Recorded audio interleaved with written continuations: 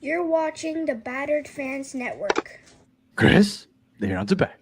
Welcome to episode number 1 of the episode number 50, episode number 98 of episode number 145 of the Battered Herons podcast. You know who else is back? Aliens. Right now with the whole Messi conspiracy, it's set up for him. It's tiring to hear the same garbage and people whining. Suarez is here. That means I'm here. You're gonna have to deal with Let it. it soak and in, if you don't like baby. it, I'm gonna start biting people, bro. I think he deserves, to be battered. I've said think we worse might have things just- on the pitch. I've said worse things on the pitch. I mean, 145, this guy. And that's it. Not gonna lie to you, Solana, you're probably better off just not saying anything. He said we suck without Messi. Yeah, we suck without Messi. Like, what? happy 200. We've done this 200 times, Chris. I mean, after that introduction, I'm doing terrible. I didn't know that, but What a disaster. This show is just a disaster. I'm not even gonna sign out. And while you're at it, get that thumb, put it to work, like and subscribe. No question about it. I am ready to get hurt again. Solana, the Herons are back. Welcome everybody to episode number 219 of the Battered Herons podcast. I am your host, Daniel Granada, and alongside me, as always, Mr. KBD. Mr. Daniel Solana, how are you doing, sir? I'm doing great, bro. I got that morning voice again, that morning AM radio voice. I got the, I told you yesterday I was gonna do the mate, but I didn't wake up in time, so I just poured a Guinness in here, like Mr. Krabs likes, and Cheers to you. so cheers, bro. Cheers. With whatever you're drinking this morning and whatever time it is, to all you in the chat, good morning, good afternoon, and cheers. Yeah. Hey, Mr. Krabs is up and early. My Mr. KBD, how you doing? Yeah, Mr. Krabs, I same thing. I fell for the KBD thing. And coffee with the Battered family. Exactly. So shout out to Cynical Tube and everybody that's joining us right now. Jason L woke up with some water. I started drinking coffee just 3 years ago. Never drank coffee in my life just because I didn't want to become addicted. Because my mother is addicted. Like, she doesn't drink coffee, she's gonna have a crazy headache all day. And I wanted her to avoid something like that. But then I ended up having 2 kids, and I am a certified coffee drinker. So that's how it goes. I don't really drink coffee. I just drink cafecito. Mate. I don't know, but I do. Like, I've never ever drank coffee my entire life. I'm not like a Starbucks guy. I'm not Me, I wasn't either. But in the office, we have some, a Cuban coffee machine, and I know how to make the coffee, so I make it for my team. And since I'm making it, I might as well take a little shot. Now I just got used to it, so I take a little shot every day. And now, in the mornings, I need a cafecito. But Shout out to Eden in the UK. It's noon, and good luck to Eden, man. I know that some crazy things are happening over there in England specifically right now. So I hope Eden is far and away from wherever that chaos is right now. I got so used to drinking coffee that now when I drive to work, my wife used to give me a mug, like not a mug, one of those. I forgot what they're called, like a tumbler, like a tumbler. Yeah. And she used to fill it with coffee. I was like, no, I'm good. I don't need it. I'm not sleepy. But she would give it to me anyways, like, just in case you want to sip on it. I would take it, and I would take a couple sips on my way to work. It got to the point where now, if I'm not sipping on it on the way to work, I feel weird, and it's like it's bad, man. But I'm there. Part of your daily ritual, basically. You wake up and you get your tumbler. Yeah, and if you don't, you feel like shit later. I do, man, and I really hate it. And shout out to Christian from Bulgaria. It's 2 p.m. over there. So shout out to I fit in good. I fit in good with what Mr. Krabs is saying. I fit in good with Eden over there in UK with my Guinness.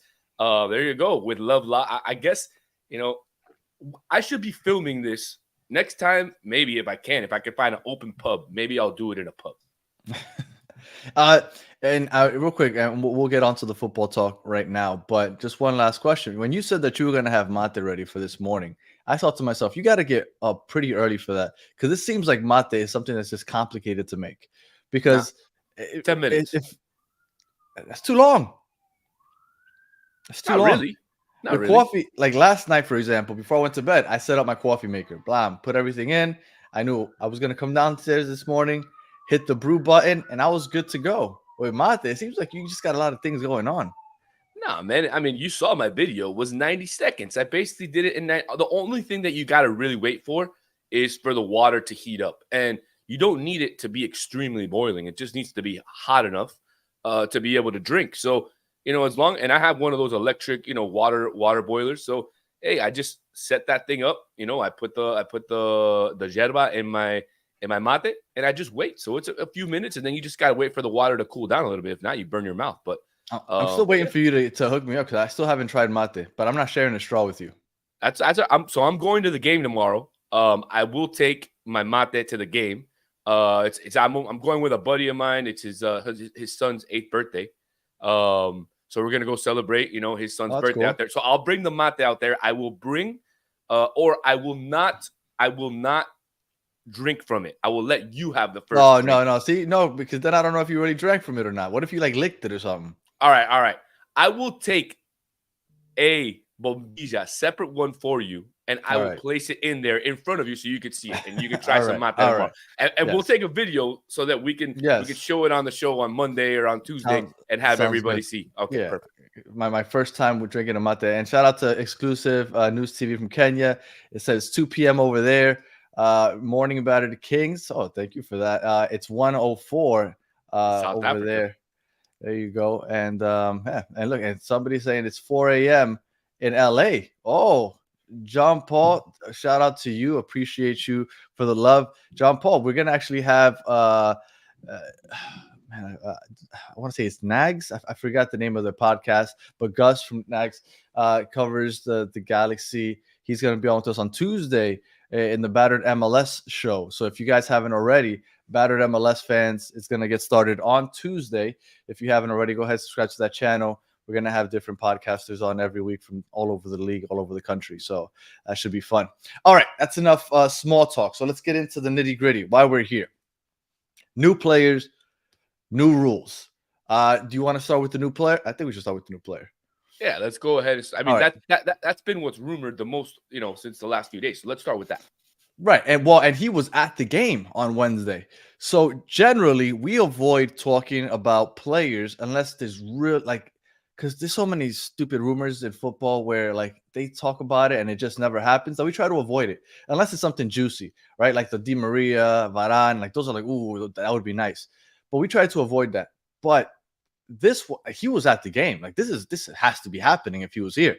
So we're talking about that. And before I keep going, Ricardo is showing us from Sydney, Australia, which is 9 p.m. Wow. All right. So shout out to Ricardo. Your Friday is over and ours is just beginning. So shout out to Ricardo. Much appreciated that you're joining us. So David Martinez. Now, Chris isn't here. So I'm going to do the Chris thing. And I'm going to first, for those of you that are new to the channel, we used to like to pull up the FIFA cards quite a bit, right? Just to get an idea of the player. Because remember, although it's video games and haha funny, these guys get paid to make these ratings. So they have to have some credibility. I mean, we don't take it too seriously, but So this was David Martinez's FIFA card that Chris pulled up. We pulled this up back in December 27th of last year, the first time we heard this name.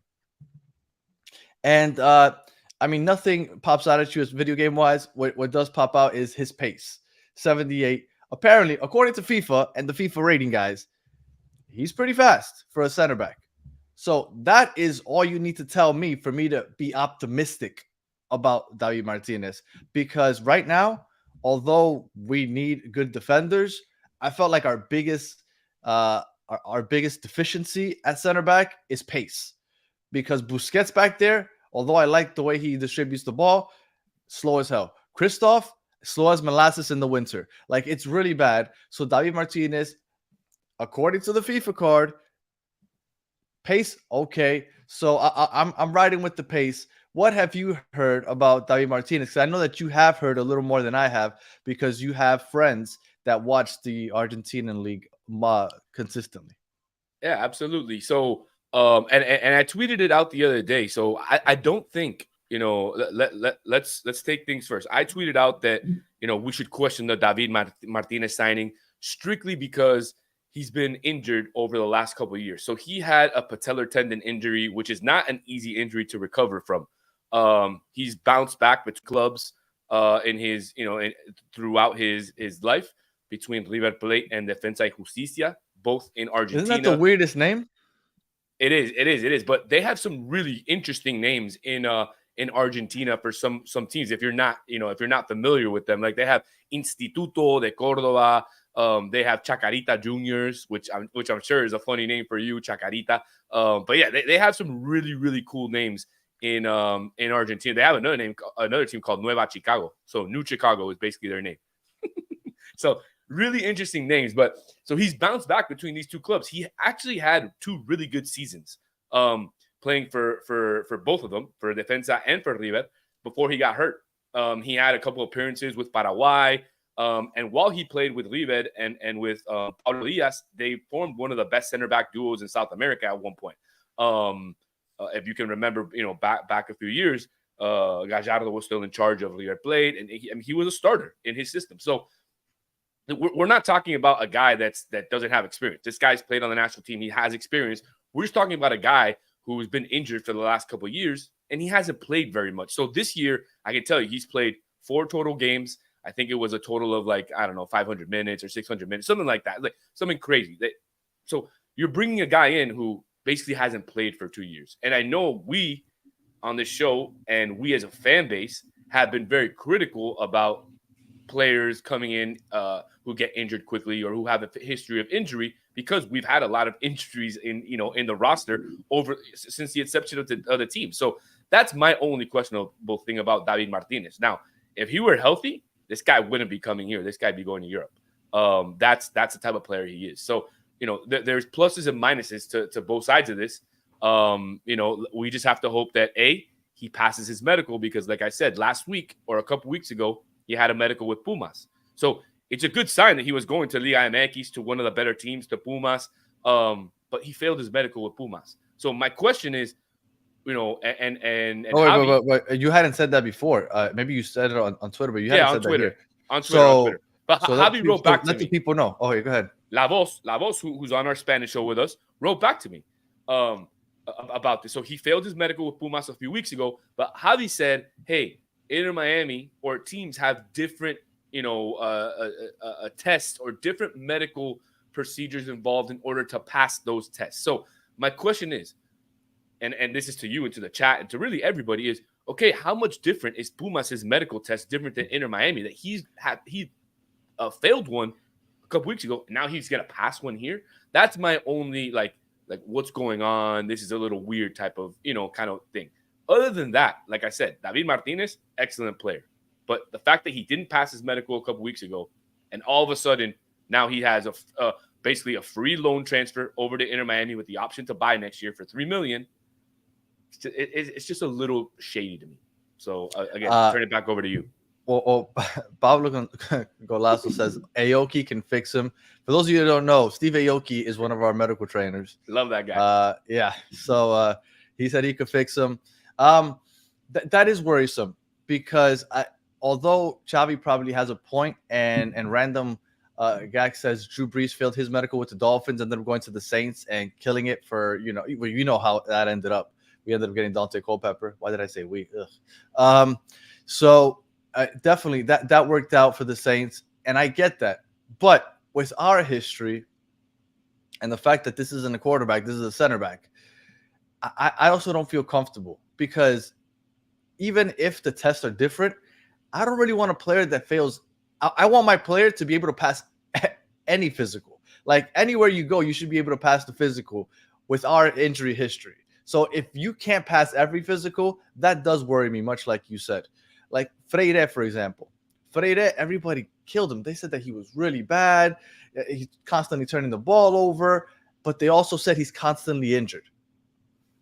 Now, I felt like everybody was a little off. Everybody that scared us about Freire, I thought they were off, because I think everybody was happy with what they saw. But everybody said that he was constantly injured. And look at where we're at now. How long did he last us? Was it 2 months maybe that he played with us? Month and a half?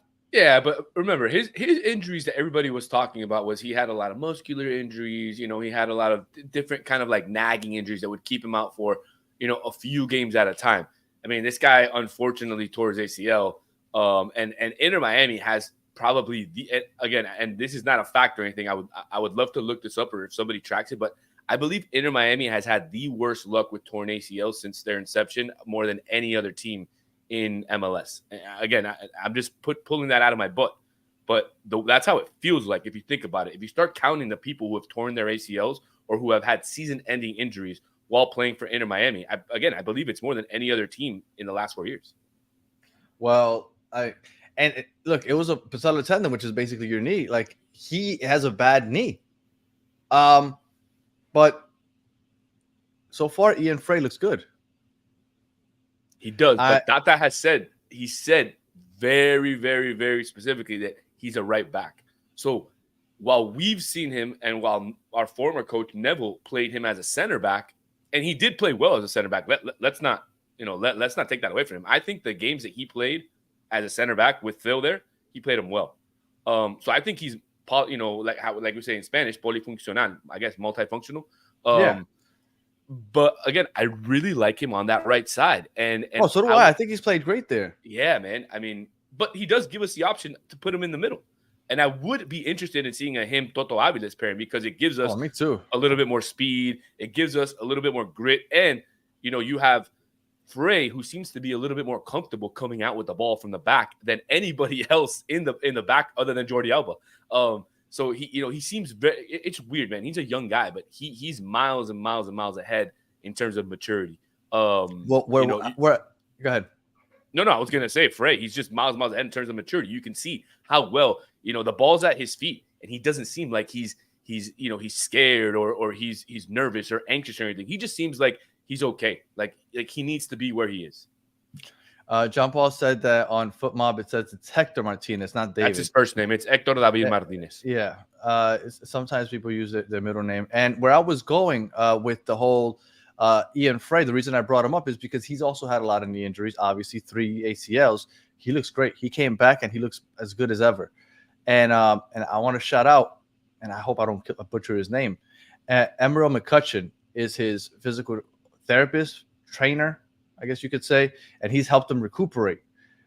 And if he has done that with Ian Frey, maybe Hector, David, whatever you want to call him, Martinez, like maybe he can hook him up also with a little physical therapy, a little training there, because so far Ian Frey looks good. So maybe we got to get Emeril McCutcheon on the job here also, because I'm okay with upgrading at center back. I think at this point, anybody that we bring in is an upgrade.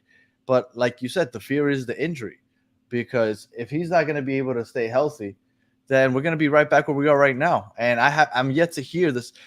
Everything I've heard from people that know people, and I think even you told me, they're looking for 2 center backs, not just 1, 2. So yes, if it looks like we're going to get Hector, David, whatever you want to call him, David Martinez, we're going to get him. But there's still another name that we haven't heard about yet.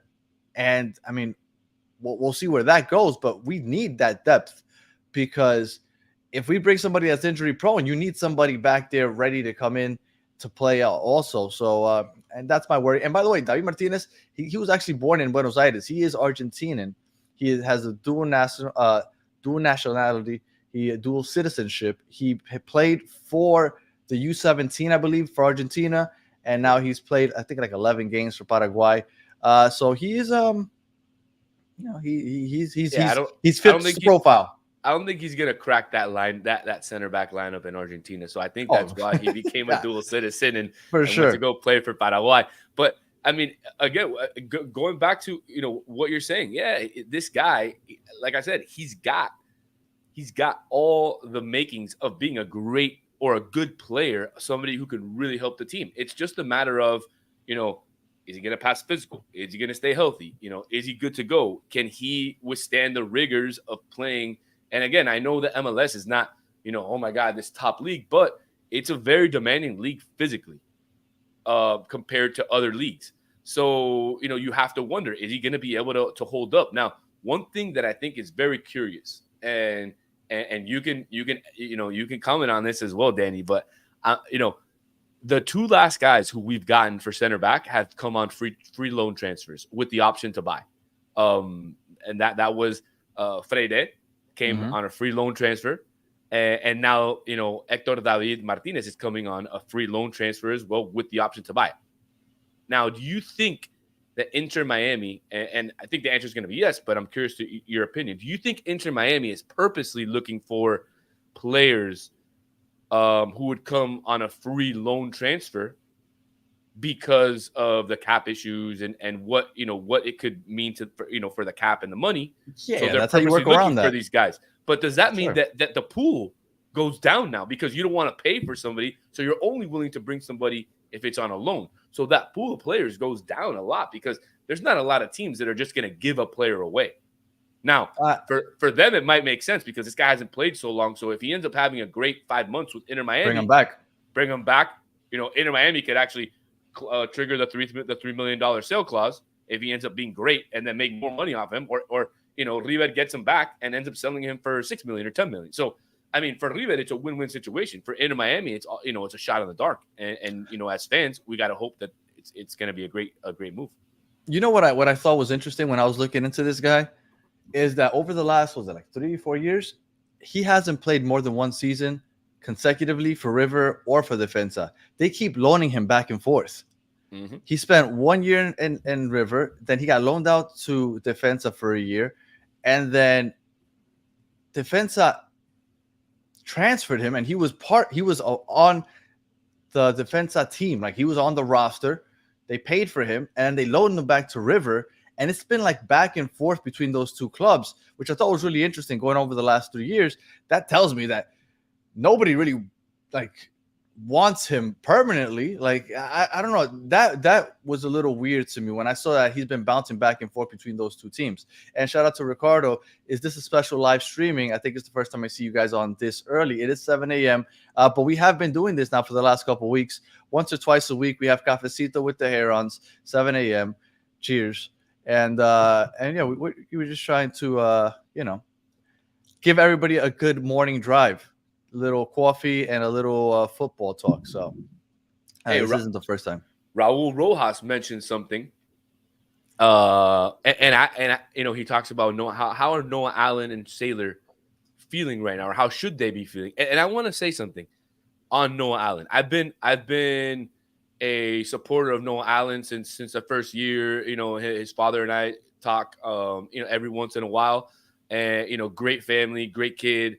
And he's been hammered a lot over the last few years as a player who, he's not a good left back. He's not a center back because he's not tall enough. But I want to say something, man. He's been given a lot of crap by a lot of people saying he's not an MLS player and this and that. He showed his own against Toronto the other day. Christoph got hurt. It's not easy to just get up off the bench when you're not, you haven't been warming up, or, you haven't been playing normally. Get up in a big game like that, 0-0, go in. And he played great.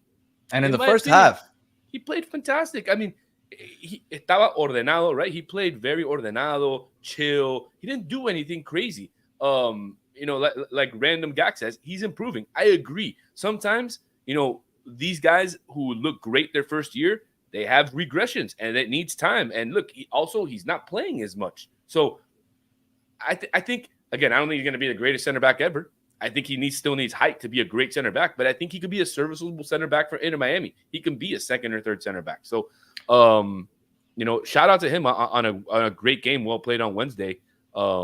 I don't know if you guys talked about him after, but yeah, I was impressed with him. We did, and we think that he progresses the ball well out of the back. I feel like that's something that sometimes we miss. Look, I think that with the ball at his feet, as far as that part of his game, I think he's better than Toto Aviles at this point, because I think that that's the weakest part of Toto Aviles' game is distributing the ball or even progressing the ball. Now, Toto can hit you with some long balls, accurate long balls, and that I'll give him. But as far as the ball at your feet, when you're under pressure, I think Noah Allen has showed that he might be better than Toto Aviles in that aspect. Mr. Krabs is asking, is this a transfer of David Martinez here on loan? Yes, it's on loan, and I believe it's to the end of the season. So that is where we're at with that. Go ahead. Cynical Tube says he had a decent game. Yes. Mr. Krabs saying he had a good game. So everybody, and Random Gag said everybody was good except for Campana in his opinion on Wednesday. Before we move on, your opinion on Campapi no longer being Campapi because he cut his hair? I don't have it. I mean, whatever. He's just trying to become a different person, I guess. So so his value will go up because he couldn't score any goals with the long hair. So I don't know, man. Again, we were very very critical of Campapi over the last 6 weeks, and we were saying how when Messi and Suarez and Rojas were gone, Campapi needed to be the focal point in terms of scoring goals and becoming that leader, even with Busi and Alba on the roster, just because he held that DP spot, and that should mean that you should put a little bit more. I don't think he lived up to it, and I think he realized that. And maybe while talking to Joao Felix, at the game on Sunday, Joao Felix was like, bro, the best thing you could do is change your look, and maybe people will think you're somebody else, and you could sell for more. I don't know, man, but I feel like that's what players do when they need a fresh change of something, or they had a bad run of something, and they're like, boom, I'm gonna cut my hair and dye it. So good luck to him. I don't know what to say about that. It worked for DePaul. They ended up winning the Copa. Yeah, but he had it's not like he played terrible the Copa. No. So and also DePaul's kind of known for his erratic type of hair behaviors, and he's had a lot of interesting hairdos. I mean, he had braids. He had kind of like the hair. Sergio Ramos. Yeah. He is. He's like the Sergio Ramos of Argentina, I guess, in terms of the hair. Yeah. All right, and then just real quick, David Martinez, he lost his spot to somebody that we're very familiar with, LGP. I don't know if you guys remember Leonardo Gonzalez Perez. He was with us. Was it the first 2 seasons or just the first? I can't remember now. LGP, though, I think it was the first 2 seasons. Yeah, he was our center back, ended up going to River Plate. He ended up taking David Martinez's permanent starting job. So, look, just in case the things go full circle, now we're getting David Martinez. And shout out to Peaches just joining us from the UK. All right. We were just talking about Wednesday's game. So real quick, before we move on to the new rules, here are the updated Supporter Shield standings. And as you can see, we are number 1 in the Supporter Shield standings. That's the whole entire league. And although there are some teams that have some games in hand, it doesn't matter if those games in hand are all victories and they get 3 points for all those games. We are now cemented at number 1 with 50 points. 2.08 points per game. We are the top of the league.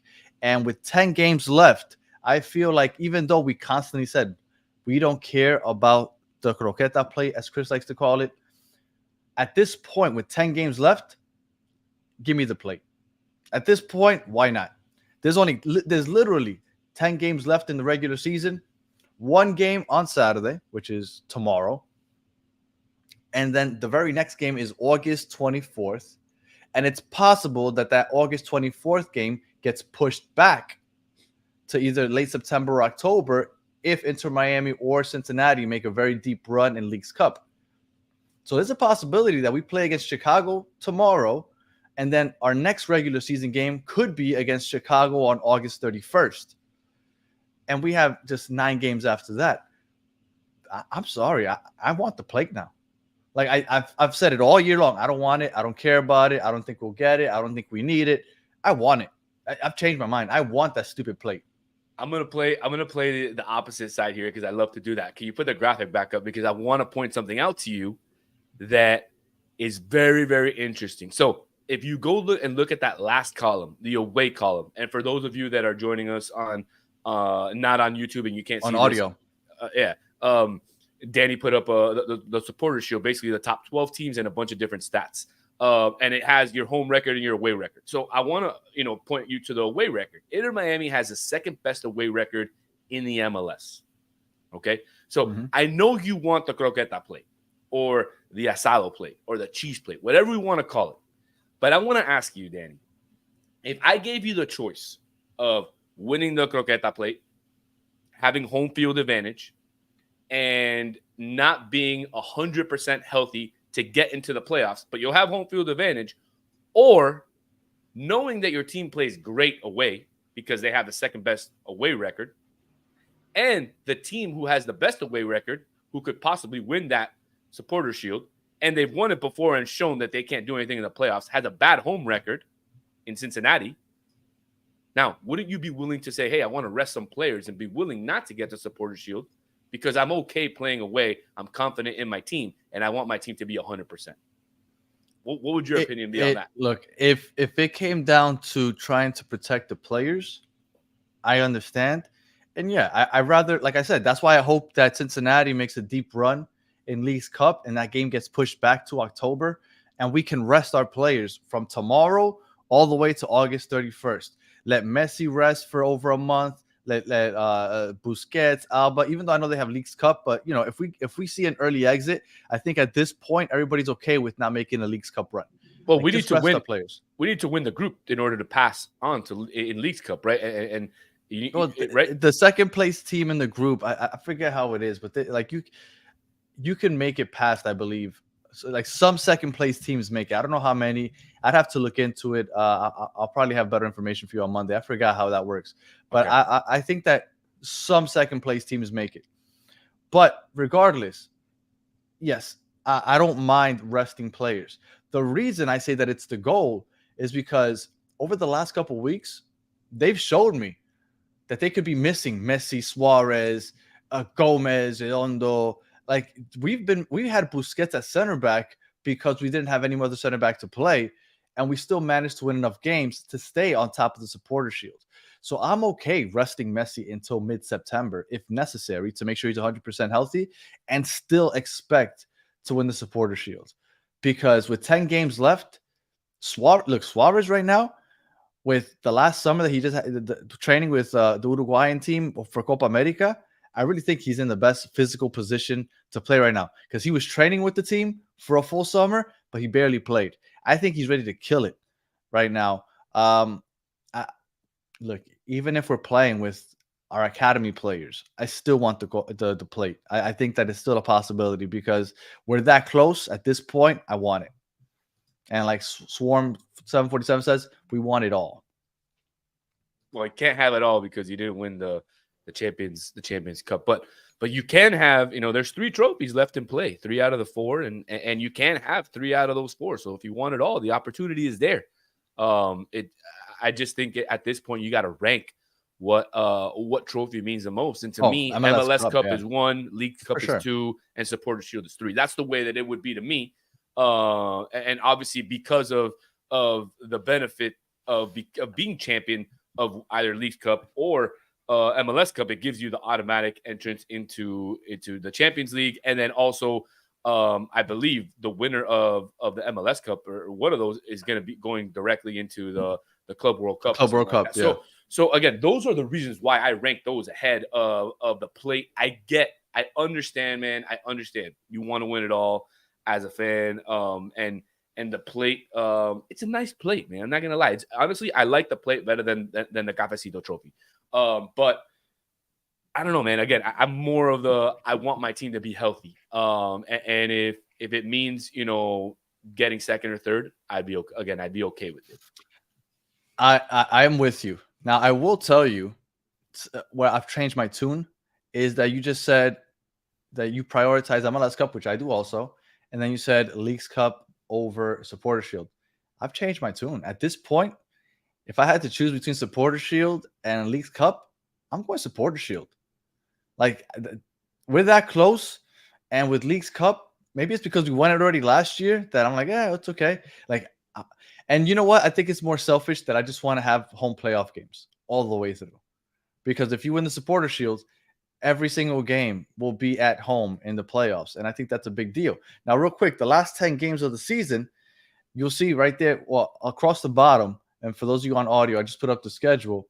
You have Chicago tomorrow. Then you have Cincinnati on August 24th. Again, I keep saying it. Could get moved, but let's say, okay, so we got Cincinnati the 24th. Then you have Chicago again on August 31st. So we're already starting the first 10 games left. 2 of those 3 next games, 2 are against Chicago, which is one of the worst teams in the league. So we're already looking pretty good as far as that goes. One of the worst teams in the league who just beat one of the better teams in the league, right? Because Chicago just came off of a big victory this last match day. So yes, so the MLS is so effed that the worst team. So I mean, you're saying that, but you got to win the games, right? You got to play the games. 100%. But Lucho Acosta wasn't playing that game, and Cincinnati has literally never won a game. Never won a game without Lucho Acosta playing. Say that one more time. Say that one more time for all the Cincinnati which is wild fans. to me. But can you believe that they have literally, and it's double-digit games that he's missed in the since he's gotten here. They've never won a game without Lucho Acosta. So look, they even lost to Chicago. So the first 3 games, 2 of those are against Chicago, which are one of the worst teams. Then you have Philadelphia, which is like the 3rd or 4th or 5th worst team in the league right now.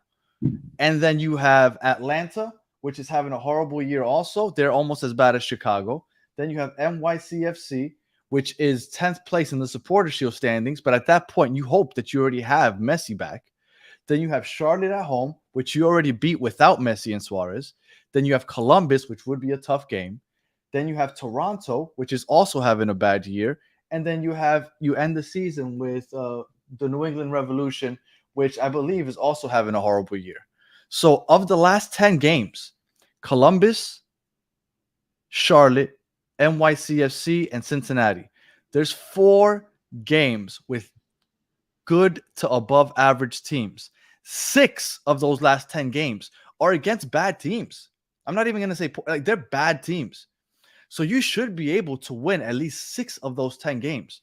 And with Messi on there, you can beat Charlotte. You beat them in Charlotte without Messi. You can beat NYCFC. You can, even though that's in the Yankee Stadium, which is a mess all on its own. Cincinnati, I mean, that's going to be a tough game. And Columbus is going to be a tough game. But I don't see any reason why the Supporter Shield shouldn't be the goal right now, because I think it's so attainable. And I think that that's the biggest reason. It's because it's so attainable that I think that you should that should be the goal. Hey, I'm not against it. I agree. There's 30 points at stake left.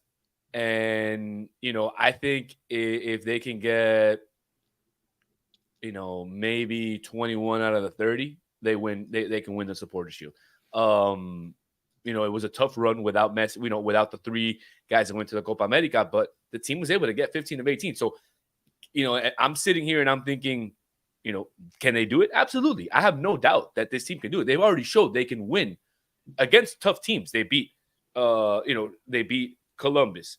They beat a couple other teams during that stretch that were good teams. So they can do it without their players. Now with the players back and with them loading up in the summer transfer window, look, I'm with you. It can be done. Just my preference, like I said, is of MLS course. Cup 1, League Cup 2, and I did check out the League Cup. So if you're second place, you do move on. Now, if Inter Miami were to get second place in their group, they would have to face the winner of the group of Pachuca, Red Bulls, Toronto FC, which, in my opinion, I think Pachuca would win that group. So you would end up having to play 3 Mexican teams in a row if you're Inter Miami. Then if you win that game, the next game would be against the winner of the Columbus Crew and whoever plays that game. So it's 5 really, really, really tough games that you're going to have to play, 3 of them against Mexican teams, or 4 in a row that you're going to have to play 3 of them against Mexican teams possibly. So Leagues Cup is going to be one really tough adventure for Inter Miami. And I'm with you, man. I'm starting to, you're starting to convince me, Danny. You're starting to convince me that maybe they should just rest the players and focus on the Supporter Shield. Don't do that to me, man. Don't do that. Well, I have a question for you. Let's say hypothetically we bow out of the Leagues Cup early, right? August 3rd, I believe, is the second game. That goes from August 3rd to August 24th, and like I keep saying, possibly August 31st, right? Depending on if that game's get rescheduled, depending on how Cincinnati does. Do you think that they set up a random friendly to keep the guys warm instead of just taking 30 days off or 20 days off, depending on how Cincinnati I was going to ask you to say, I was going to phrase the question differently because I'm not as nice as you are. So my question to you was going to be, think they're going to try to make some extra money if they go out early and play a couple friendlies at the stadium? Well, Messi isn't playing. They're not going to make a lot of money off of that. But they will. You want to know why? Because there's 2 teams coming into town to play a friendly now at the beginning of August, if I'm not mistaken. That's RB Leipzig is going to play against Wolves. Inter Miami could easily schedule one of those games, one against each one of them, play 2 games, and make some money. Now, you're going to get some English fans out there that are going to see Wolves. You're going to get some. Maybe the prices are not going to be $200 a piece, but if you could get 17,000, 18,000 people in the stadium at 30, 40 bucks, dude, if you can make some money, trust me, Jorge Mas and his team are going to make it. They're very good businessmen. They are going to make the money. I don't know. Look, Barcelona and Man City play in Orlando. Mitch is kind of throwing out there that possibly Barcelona. One, I don't think that'll happen. And two, let's say hypothetically, not without that was Messi. a possibility. Not without Messi. Exactly, because it makes But let's say hypothetically that was a possibility. Would you want to see that? Because the way Barcelona embarrassed this team a couple summers ago, I want no parts of that. Yeah, of course I want to see it. I want to see Lamine.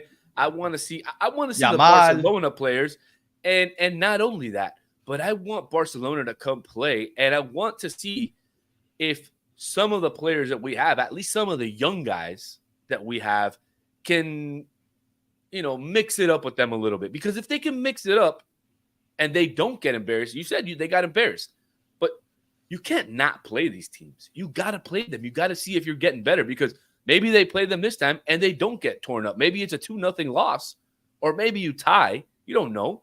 Now, that doesn't mean that Inter Miami is ready to play La Liga if they tie them, because it's just a friendly. But at least you're showing that you've improved a little bit. You're not getting embarrassed. So I think it's important to continue to play these teams. The more international teams I think they can play, the better. Do it in the preseason. Do it in the preseason. I don't want that morale killer right in the middle of the year. Swarm 747. How long is Messi out? I don't know if you heard any. I heard 4 to 6 weeks possibly. I'm assuming August 31st is the earliest you see him. Earliest. Yeah. I read that the team had said 40 days. 40 days would put that just at about 6 weeks. Because that would be 42 days. They said, we've all said 6 to 8 weeks because we've dealt with this kind of injury before. And it's taken us, at least when Chris and I talked on Monday, we used to discuss ankle injuries. Used to take me 2 to 3 months, sometimes 4 months to get back. But I'm not having daily rehab like Messi. So that's the important thing. Now he's also 37. As we get older, we don't bounce back as fast as we used to. So there's going to be a lot of ifs and that. And then not only that, but if Inter Miami is in first place in the Supporters' Shield, when Messi comes back, do you still rest him a couple games? Do you give him a little bit of extra rest? Or do you go right away when he's ready and put him back in? Because we saw that once last year where he played Leagues Cup, then he rested a few games, and then he came back to play a game and got injured, and we lost him for the rest of the season. You don't want that again. So I want to make sure he's 150% ready to go. He's, in good shape. He's played in enough practices. His hamstrings aren't going to get, torn. None of that, because you're coming back from a 6 to 8 week injury. You haven't played. It's very, very important to make sure that physically he's fit. I wouldn't mind holding him off. Like, what I want to see is what we saw last year when he just randomly came off of being out for 1 to 2 months without playing, showed up to Leagues Cup, and then just lit that bitch on fire. Or the beginning of this season, right? He had the winter off, came back, and he had, what was it, like 10 goals in like 10 games or something crazy. Like, that's what I want. Let him be rested, because when he gets his rest and he is fresh and healthy, he's going to tear it up. And October is the time to start tearing it up, because the playoffs begin in October, right out through November. And that's what we want, man. I want nothing more to get that little star right there on top of that badge. And I think that's what we can get. I'm not even sure how we got onto these topics, but regardless, that's where we are. Supporters Shield, top of the league. And that's I think the goal should be, at this point, the Supporters Shield champion plate. All right, so here we go. Last topic. Yesterday was announced. We got one new rule, I guess you could say. Up until now, you have 2 DPs per team, and you can purchase a third DP. So technically, everybody has 3 DPs that are possible on a team. And then you have 3 U22 spots. But if you have 3 DPs, and I hope I don't lose anybody, and not that it matters because that rule is dying out now, but if you have 3 DPs, the only way you could also have 3 U22 players, which are basically DPs that are under 22 years old or 22 or under, is if one of your 3 main DPs is under a certain age. I forgot it might be 22, 23 years old. 23. Okay? 23, okay. So that was the rule. If you want to have 3 U22 players and 3 DPs, one of your main DPs has to be 23 or under, which is why everybody kept saying that's the only reason we keep Campana, and we keep Campana as a DP, because to keep Toto Aviles, to keep Redondo, and I'm blanking on the third one, is it Diego Gomez? And Diego Gomez on the roster, because they are U22 players, they are getting paid bigger money than the salary max. We had to keep Campana on as a DP because he's 23 and under. They have now gotten rid of that rule. Now, here is the new rule. The new rule, I lost it. Oh, there it is. Here is the new rule. You can now have 3 DPs and 3 U22 initiative players. Okay, so you basically have 6 DPs. You have 3 senior DPs, and then you can have 3 U22 DPs, basically. So you don't need Campana as a DP anymore to have or to hold those 3 U22 initiative players on your roster. So that could mean that, I don't know, now, maybe somebody in the chat or you, that I'm not sure if that's going into play right now or is that in January. So it goes I'm into not play. Sure if that... It goes into play right now. So okay, it'll go into play with this transfer window. Yep. So Campana is probably going to get bought down. So Campana will not be a DP much longer because we no longer need him as a DP to keep those 3 U22 initiative player spots. So I don't expect Campana to be a DP or maybe even on this team very much longer. So that's one option. You have 2 options now. That's the first option. 3 DPs, 3 U22 initiative players. Or you can have 2 DPs, 4 U22 initiative players, and they give you $2 million in GAM. For those that aren't familiar with GAM, GAM is money that can be traded between teams, and it could be used to buy down players, for just about anything. That's something that the league gives to the team, $2 million. I mean, I've seen some people say that they prefer one over the other. I mean, with the way Inter Miami is as far as their owners, I don't think the $2 million in GAM are going to help much. I'm okay with just sticking with 3 DPs and 3 U22 initiative players. But that is the new rule. We no longer have to keep Campana on because you no longer have something special that needs to be done in order to keep your 322s. Yeah, I mean, I think the right side of that, and for those of you listening on audio, the right side is basically the 2 DP and 4 U22 with the extra 2 million GAM model.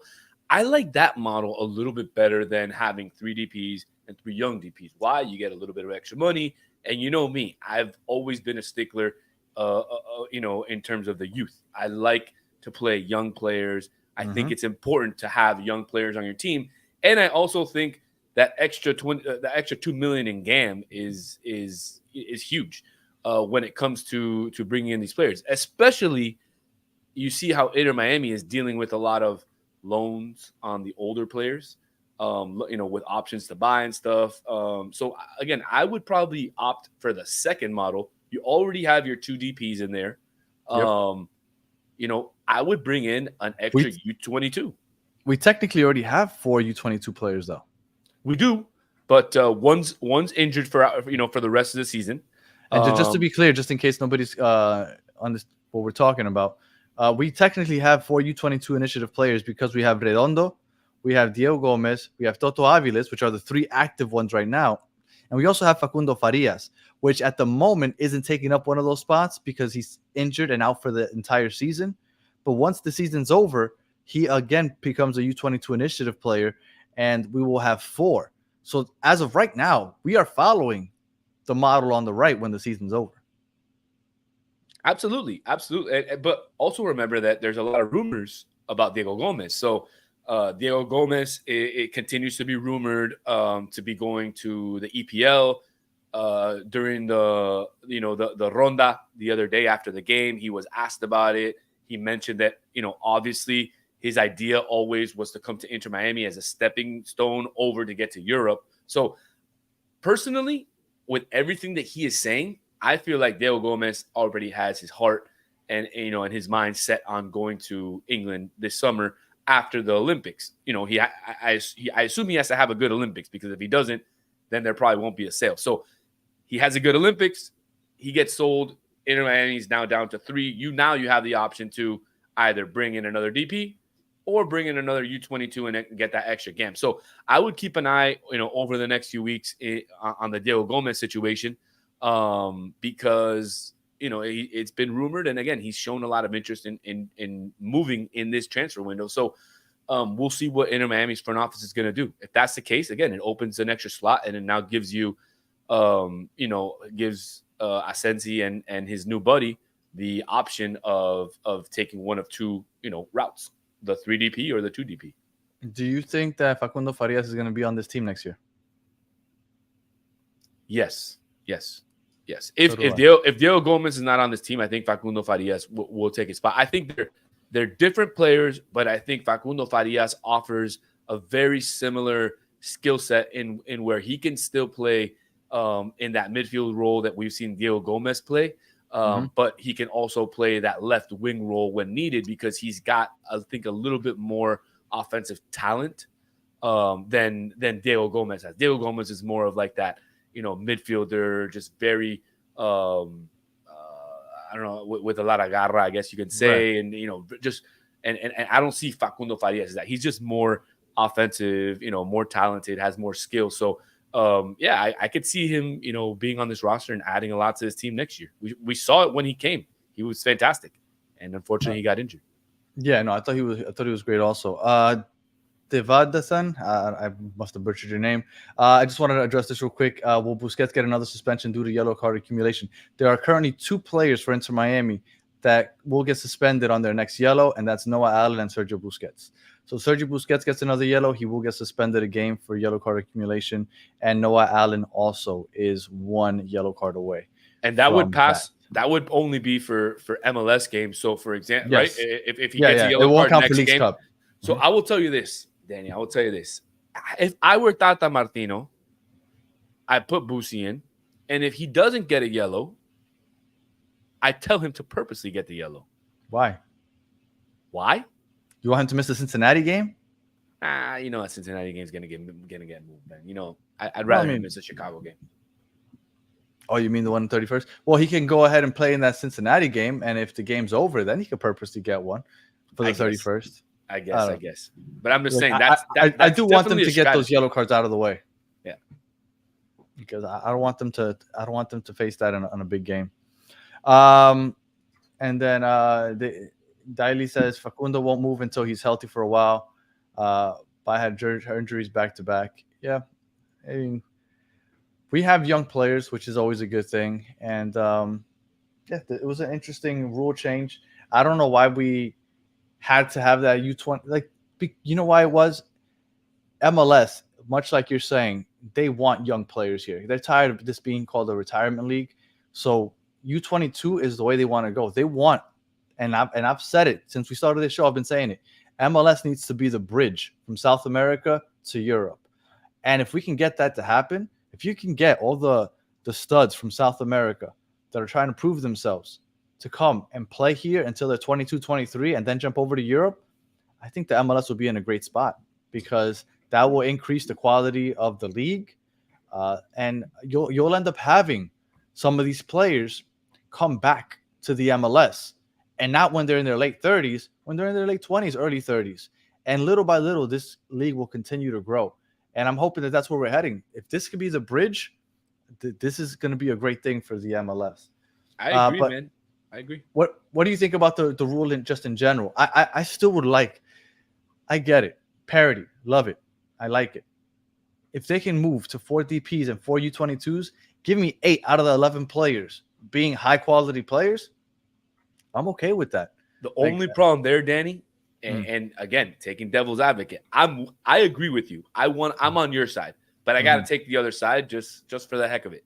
If you do that and you allow 8 players, right, to essentially be DPs, you'll have 8 DPs. Essentially, yeah. What does that do to the American player who is coming up in the ranks of these, the homegrown players in the academies of these teams? You bring 8 essentially outsiders, because let's be real, not many American players are going to be DPs or young DPs or U22s because they'll come in through the academies as homegrowns. So it takes away from those players getting an opportunity to play, which is why in other leagues you have maxes on how many international players can spots. Play. Yeah, correct. So like in Uruguay, you can only have 5 international players play at one time in the game. It used to be 3. They changed it this year. In Europe, it's not as much. I know you can have only a certain amount of internationals on the roster, but they don't have a max on how many can play during the game, I don't believe. So look, I think it's kind of a catch-22, right? Because as fans of the MLS, we want the MLS to get better, right? Yeah. But I mean, again, for me, I'm not a fan of the U.S. men's national team. You are, and other people are. So as fans of the U.S. men's national team, if you give more roster spots in your local league, right, in your home nation league to outsiders, what is that going to do to the development of young players, for your national team and for here? So that's the only issue of why I wouldn't see them extend it. But I do agree with you that if they extend it, there's obviously going to be a lot more talent, a lot better games. And you know how I feel about the parity thing. I think that's the dumbest shit in the world. Like, if you got money and you're an owner and you want to spend it, you should be allowed to spend it. And if you're an owner and you don't have money, you shouldn't be an owner. That's just how it is. There shouldn't be rules in place. I agree to an extent. To protect some cheap guy. Sorry. I agree to an extent, but unfortunately, those guys are already owners, and you can't get them to sell. So we're already in a bad position when it comes to that. Well, and I was, trust me, Danny, I looked at. Go ahead. You can get them to sell.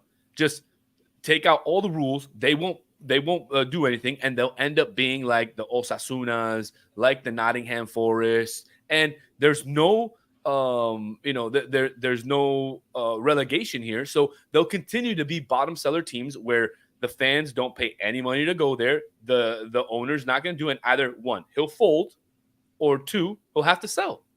That's the way of the world. Look at Major League Baseball. They don't sell. They don't have to sell. Look at the Marlins.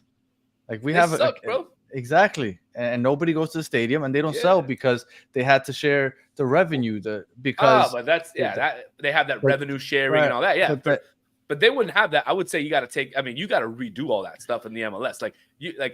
I'm sorry, but if I'm going to sell my player for $100 million, I'm not going to give you $5 million of that because what did you do? What, because you belong to the league, I have to owe you $5 million? You didn't do shit. Did you let my guy score 10 goals on you? Because if you did, then maybe I'll give you $5 million because you made him look good. But all these leagues that they made, all these rules that they have here in American sports are just shit. Peaches wants you to leave Nottingham Forest alone. Sorry about that. I mean, it was just one of the names. But you look, yeah. I was really gonna say QPR. Forest just popped out of my head because of Matt Turner and the U.S. players that play there. So, but I was gonna say QPR. Well, and real quick, I looked into it in the EPL. Of the 25 roster spots, 17 of them can be international players. You need 8 to be homegrown. So there you go. So 17 out of 25. But how many roster spots can they have? In the MLS, I think it's only 20 something. I think it's like 30 or something or more in the EPL. It says 25 here. I don't know. Maybe somebody in the chat can let me know. But it says 25 here where I'm looking at. Look, I'm gonna go with I like the parity, especially with the league that's trying to grow in popularity. If you tell somebody from Indianapolis that they're gonna get a team, but they ain't got no money, and you're trying to grow and I know that the Indianapolis 11 is pretty popular over there in the USL, but hypothetically, you try to get somebody into the soccer, and then they find out that it's Miami, NYCFC, LA Galaxy, and LAFC are dominating the league year after year, like it happens in EPL with Man City and the top 6, or in La Liga with the top 3. I don't think you're going to get the fans to really get behind that. I think here, just because of the sports culture, we're used to our teams having a chance. Even if they're like the Detroit Lions and they never win, like you get a couple signings and you're like, oh, anything's possible. But in those other leagues, that's not the case, man. Like, before this past season, Bayern Munich won what was it, like 13 in a row? Like, I don't know. I don't think you're gonna see that in this league, especially not if you want to grow the fan base. I mean, I get where you're coming from. And just to add to what we were talking about in the roster rules in the EPL. So, yes, 25 player limit, 17, like you said, can be either homegrown or foreign, but 8 have to be homegrown. And the homegrown over there might be different than here. Homegrown over there is defined as players who have been registered with an English or Welsh Football Association club for 3 seasons before their 21st birthday. So that's a kind of weird rule. But in England, you're allowed to have, after the 25 players on your roster, you're allowed to have as many U21s as you want. Wouldn't that be awesome if Inter Miami could have as many U21s as they want? Yeah, but over there, again, they have no cap on how much money you spend. Love it, bro. I love it. Yeah. All right. I think we've reached the end here. We're at the mile mark. Another fine morning with Cafecito, Solana, and Daniel. Any final words there? No, man. Big game tomorrow. If you guys aren't going out to the stadium, I would tell you to go out. The tickets are cheap, man. I just looked this morning. Tickets are $20, $25. Get out there, watch this game before Messi comes back, because when Messi comes back, a lot of people won't be able to afford it anymore. And I went out there while the guys were gone to the Columbus game. I had a blast, man. I had a blast. So I will be out there tomorrow with my wife and my son. Hopefully I'll see you, Danny, and I'll see Chris out there, and we get to see La Voz. I know we've been trying to get a picture or do some sort of a little live or something. Yeah. So maybe we can do that tomorrow, but get out there. Tickets are cheap. Support the team. And let's make it 18 for 21. Since you're gonna get yourself a Dolphin / Inter Miami kit tomorrow, or a hat or something. I don't think I'm gonna spend $100 and whatever dollars, but I'll see if my buddy El Chino can get me a jersey for $40. Well, look, those work also. Inter Miami is the only team I don't do that with, though. Which is stupid because they don't care about me. But still, that's the only team I don't do that with. Other than that, give me the $40 jerseys all day. And just real quick, I don't want to forget, I am putting up here the link to the Battered MLS Fans channel. If you haven't already, go ahead and click on that and subscribe to the channel. We start on Tuesday at 9 p.m. That's about it. We'll be back tomorrow post-game. If we do anything before the game, I don't know if we will, but post-game, we'll be back to talk about hopefully a victory against Chicago and basically the first 2/3 of the season, because the season is just 9 games after tomorrow, 9 games left. We have 4 losses. Could you imagine before the season started, knowing how many games Messi was going to miss, and we'd say 24 games in, we only have 4 losses? I mean, I'm just pretty sure just about anybody would take that. So, all right, go ahead. No, I was going to say, I expected it, man. I expected it. Yeah, you did. All right. If you're listening on audio, we appreciate you listening all the way to the end. Please give us 5 stars, comment, review, all that other good stuff. If you're watching on YouTube, thank you for watching all the way to the end. Please like, subscribe, share, tell your friends. If you haven't already and you're trying to get ready for tomorrow's Chicago game, go ahead, and we put up the episode last night with Nick from Glass House Soccer. He previewed the Chicago game with us. And if you are also interested in Chicago hot dogs for whatever reason, him and Chris went back and forth quite a bit about hot dogs and why Chicago does it so weird. And I'll even give you a picture real quick. This is your prototypical Chicago hot dog. This is a sign that you see at the airport when you get to Chicago, where it tells you you should not and cannot put ketchup on your hot dogs.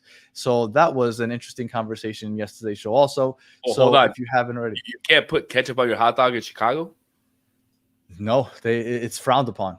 It is frowned upon in Chicago, and Nick gets into that. Chris goes back and forth with him. Chris also describes his horrible hot dog experience at the Cubs game. What is that? What is that?